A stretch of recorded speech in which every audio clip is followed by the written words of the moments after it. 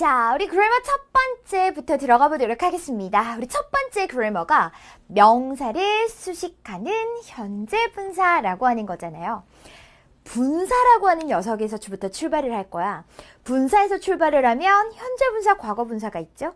이 현재 분사, 과거 분사의 역할이 쫙 있는데 그 중에서 하나가 바로 명사 수식입니다. 그 중에서도 명사를 수식하는 방법이 또 두 가지가 있는데 그 중에서 또 하나를 다루고 있는 겁니다. 고로 선생님이 말하고 싶은 건 뭐냐면 명사를 수식하는 현재 분사가 딱 우리 중요 핵심 그래머잖아. 이따시만큼 공부할 게 있는데 거기서 좁히고 아주 코딱지만한 범위를 공부하는 것이 바로 명사를 수식하는 현재 분사예요. 그래서 분사를 놓고 봤을 때는 정말 좁은 범위에 들어가는 거지만 선생님의 대자가 되셨으니까 여러분들은 3학년이니까 선생님이 일단 큰 그림 먼저 보여드릴 거고요. 이 큰 그림에서 좁혀가서 너희들이 포커스를 맞춰서 공부해야 되는 것은 이것이야. 이렇게 알려드릴 겁니다. 분사라고 하는 것은요. 고등학교 때도 굉장히 잘 나오는 그래머고요. 그리고 독해 속에서도 정말 많이 등장을 하고 있는 것이 바로 분사 파트이기 때문에 선생님과 내신은 기본적으로 100점 맞을 수 있도록 준비를 해드릴 거고요. 그거 외에 여러분들이 큰 그림부터 출발을 해서 정확하게 분사의 개념을 이해하셨으면 좋겠습니다. 선생님과 분사 얘기를 좀 한번 해보도록 하겠습니다. 자, 얘부터 시작하는 거야. 얘부터 하나씩 넓혀가서 쌤이 알려줄게요. 자, 우리 분사 먼저. 기본적으로요, 우리 동사 있죠, 그쵸? 우리 동사라고 하는 것을 형용사화 시켜주는 거. 왜? 동사를 형용사로 만드는 것들 있잖아요.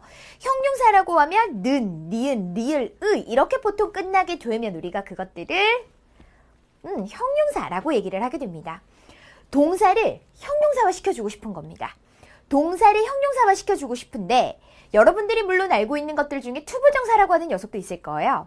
근데 걔들이 뭐뭐 할 이렇게 해석이 되는 거 투부정사입니다. 그런데 우리가 오늘 공부할 거는 바로 뭐냐면 뭐뭐가 하고 있는, 되어진 요렇게 형용사로 만들어줄 수 있는 것들을 공부를 하게 될 거다라는 얘기고요. 동사를 그렇게 형용사화 시켜주는 것에는 누가 있냐면 바로 분사라고 하는 녀석이 있습니다. 분사. 근데 문제는 뭐냐면 분사라고 하는 것은 크게 종류가 두 가지가 있더라는 거지. 첫 번째는 바로 현재 분사라고 하는 것이 있고 두 번째는 바로 과거 분사라고 하는 녀석이 있다는 겁니다. 현재 분사라고 하는 것에 쓰시는 방법은 동사에다가 ing를 쓰게 되고요. 과거 분사는 열심히 여러분들이 3단 변화 외우셨던 그 맨 마지막에 있던 pp로 우리가 표기를 하게 되는 요 녀석. 그래서 늘 시험 문제도 기본적으로 뭐가 나오냐면 야야야야 ing를 적을래 pp 적을래 이거 물어보는 문제가 가장 잘 나오는 문제입니다. 둘 다 동사를 형용사로 만든 거야. 그럼 여러분들이 딱 그거를 보셨을 때 어떤 경우에서는 ing를 적어야 되고 어떤 경우에서는 pp를 적어야 되는지 정확하게 구분해서 답을 고를 수 있어야 된다는 얘기를 하고 있는 거야. 그러면 어떻게 우리가 요 두 가지를 정확하게 답을 고를 것인가? 그거에 대해서 선생님과 얘기를 조금 한번 해보도록 할게요. 정확하게 문제 푸는 방법을 알려드리도록 하겠습니다. 처음에는 단계를 밟아 나가셔야 되기 때문에 조금 까다로우실 수도 있어요. 하지만 그게 익숙해지고 많은 문장들을 보고 이러면 금방 적응되고 나중에는 굉장히 쉬워지실 거예요. 자, 요 두 개 고르는 문제 지금부터 해결하는 방법을 알려드리겠습니다. 이 두 개가 나왔어요. 야야야야 ing 쓸래 pp 쓸래. 그럴 때 제일 먼저 하시는 방법. 제일 먼저 뭐 해야 되냐면 감정을 나타내는 동사에서 출발을 한 건지 감정을 나타내지 않는 동사에서 출발했는지를 제일 먼저 확인하셔야 됩니다. 이 둘 다 동사에서 출발을 한 거잖아. 출발한 동사가 감정을 나타내냐 나타내지 않냐 그거 제일 먼저 파악하시는 거고요. 두 번째 단계가 바로 뭐냐면 얘들이 동사를 형용사화 시켜줬잖아. 그러면 형용사의 역할 중에서 무슨 역할을 하고 있는지를 파악하셔야 됩니다. 세 번째 단계가 바로 뭐냐? 감정을 나타내는 것 같은 경우에는요. 원인인지 주체인지에 따라서 골라주게 될 거고요. 감정을 나타내지 않는 동사 같은 경우에는 능동인지 수동인지를 따라서 우리가 답을 골라주게 될 거야. 그래서 이 문제를 푸시는 정확한 단계는 이렇게 해결을 하실 겁니다. 다시 이걸 물어봤어. 야, 여기에 ing 써야 되겠니? pp 써야 되겠니? 라는 식의 문제가 출제가 됐어요. 그럼 제일 먼저 얘가 감정을 나타내는 것에서 출발했나? 감정을 나타내지 않는 것에서부터 출발을 했나? 그걸 먼저 보라고요. 두 번째는 얘들이 지금 어쨌거나 형용사로 변신을 한 것들이잖아. 형용사를 변신을 했는데 문장 안에서 과연 형용사의 역할 중에서 무슨 역할을 하고 싶은 건지 그걸 확인하셔야 되는 겁니다. 세 번째, 지금부터 선생님이 알려드릴 요거를 찾아가지고 답을 고르시는 거죠. 이게 바로 분사 문제를 푸는 데의 단계라고 보시면 되시겠고요. 왜 감정을 나타내냐 나타내지 않냐 그거를 구분하는 기준은 어휘를 외우실 수밖에 없는 거겠죠. 감정을 나타내는 동사들 뭐가 있을까요? 뭐가 있을까요? amaze, 놀라다. surprise, 놀라다. 실망하다. disappoint, 흥분이 됩니다. excite. 이렇게 모두 다 감정을 나타내는 것들, 그런 것들이 바로 감정을 나타내는 것이고 그 외에 아이들이 감정을 나타내지 않는 동사가 되는 거겠죠. 자, 그럼 우리 형용사의 역할 좀 얘기할까요? 너희들 한번 생각해봐. 형용사는 우리 영어에서 무슨 역할을 할 수 있을까요? 얘기해봐. 형용사의 역할은요, 크게 우리 세 가지로 나눕니다. 세 가지. 제일 첫 번째는 뭐냐면 명사수식이요. 형용사의 가장 대표적인 역할, 형용사만 유일하게 할 수 있는 역할, 바로 명사수식이죠. 두 번째는 바로 뭐냐면 주격 보어 자리에 들어올 수 있다는 점. 세 번째는 바로 목적격 보어 자리에 들어올 수 있다는 점이야. 그래서 어떤 문법책에 보게 되면 얘랑 얘를 그냥 딱 두 개로 나눠가지고 설명하기도 하는데 구체적으로 세부적으로 나누게 되면 이렇게 세 가지.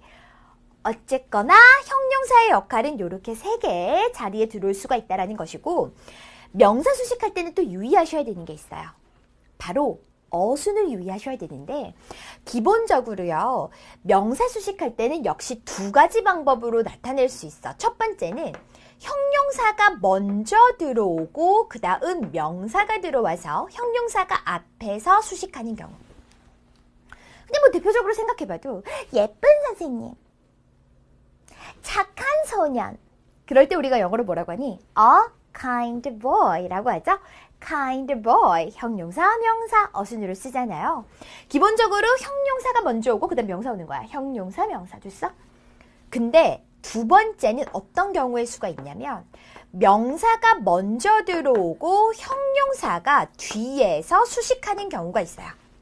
명사가 먼저 들어오고 형용사가 뒤에서 수식하는 경우가 있다고. 자, 그럴 때는 어떤 경우의 수냐? 또 역시 크게 두 가지로 나눠줍니다. 복잡하죠? 첫 번째는 뭐냐면 명사가 thing,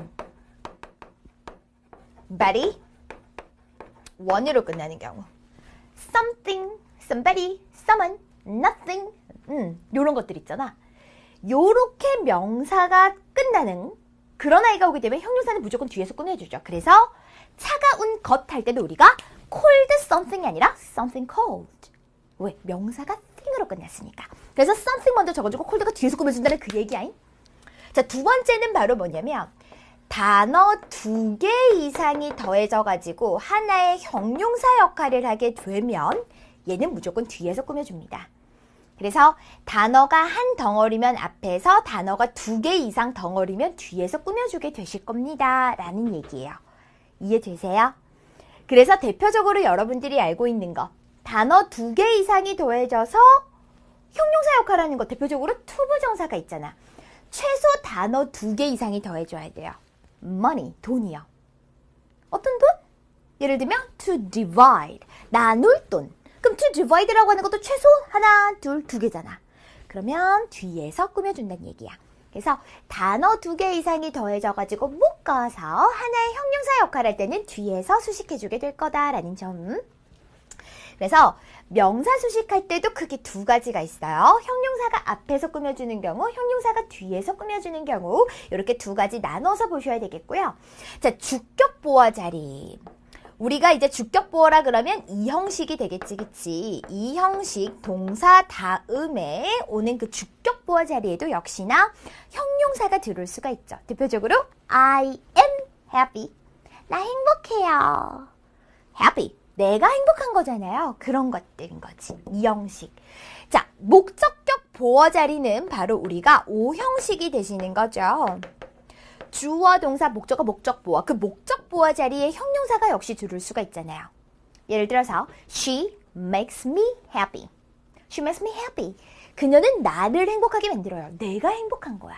그러니까 목적격 보어 자리에 형용사 들어올 수가 있다라는 얘기인 거죠.